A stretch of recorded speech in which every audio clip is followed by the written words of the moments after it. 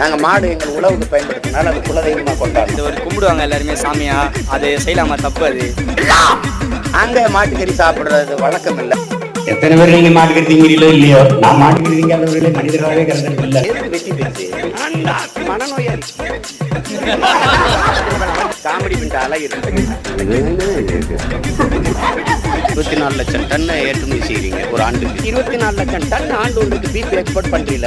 24 லட்சம் டன் ஆண்டு ஒன்றுக்கு 24 லட்சம் டன் 24 லட்சம் டன் ஆண்டு ஒன்றுக்கு 24 லட்சம் டன் 24 லட்சம் டன் ஆண்டு ஒன்றுக்கு 24 லட்சம் டன் ஆண்டு ஒன்றுக்கு 24 லட்சம் டன் ஆண்டு ஒன்றுக்கு மாட்டுக்கறி ஏற்றுமதி செய்து 24 லட்சம் டன் மாட்டுக்கறி ஏற்றுமதி செய்து இந்தியா.